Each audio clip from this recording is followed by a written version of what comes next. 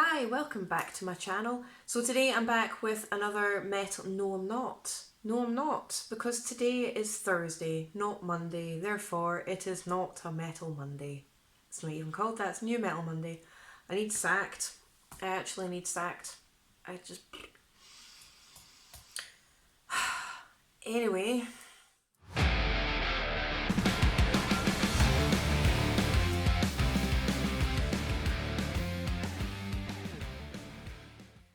Hi, welcome back to my channel. So today I'm back with another metal history video where I talk about the history and the mythology behind metal tracks, albums and music.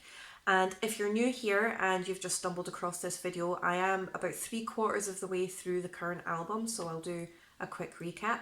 But basically I'm covering the Ukrainian death doom metal band 1914 and their album Where Fear and Weapons Meet, which was released back in 2021 via Napalm Records. So basically what I'm doing is I'm taking each track as a separate video and delving into the history and the story behind the track.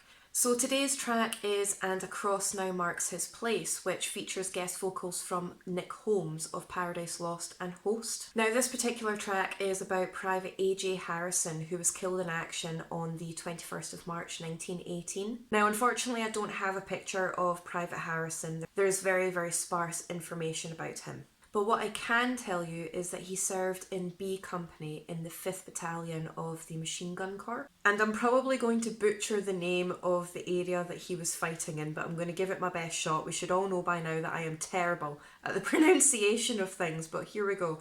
So he was fighting in the Ploegsteert, I'm going to put it here, the Ploegsteert area of Belgium. And like I said previously, he was killed in action at the age of 30 years old. Now unfortunately there's not a lot about him online, but what I can tell you is that his name is amongst over 11,000 on the memorial to the missing in Ploegsteert. Now like I stated previously, he was killed in action on the 21st of March 1918, but there was no major battles in this area at that particular time, so it can only be assumed that he was killed in action during the daily trench warfare in the local area at the time against the enemy forces. But what I do have is a copy of the letter that was sent back to his family confirming his death. Dear Mrs. Harrison, I regret very much to inform you that your son Private A.J. Harrison, number 62732 of his company, was killed in action on the night of the 21st instant. Death was instantaneous and without any suffering. The company was taking part in an attack and your son's gun team was one of those which advanced against the enemy. The attack was successful and all guns reached and established new positions. Later in the night, the enemy shelled our lines and one shell fell on your son's gun, killing him and wounding a comrade. It was impossible to get his remains away and he lies in a soldier's grave where he fell. I and the CEO and all the company deeply sympathise with you in your loss. Your son always did his duty and now has given his life for his country. We all honour him and I trust you will feel some consolation in remembering this. His effects will reach you via the base in due course. In true sympathy.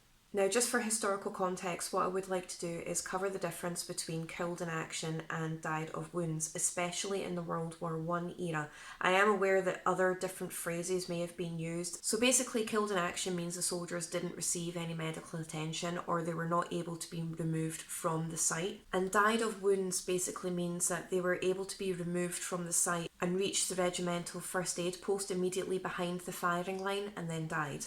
There is actually a third term that was seen on the letters that were sent home to the soldiers' families, and that was just died.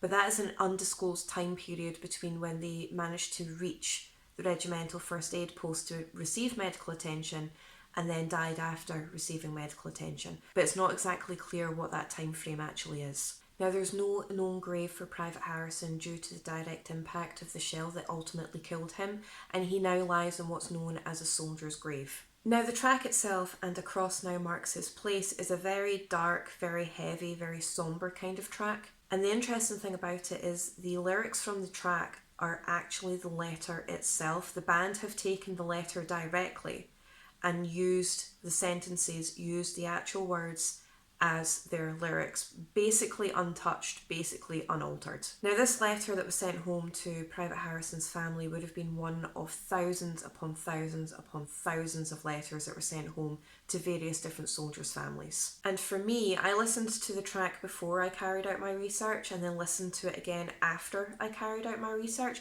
and it completely altered the track for me. Again, it's a fantastic track. It's very heavy, it's very dark.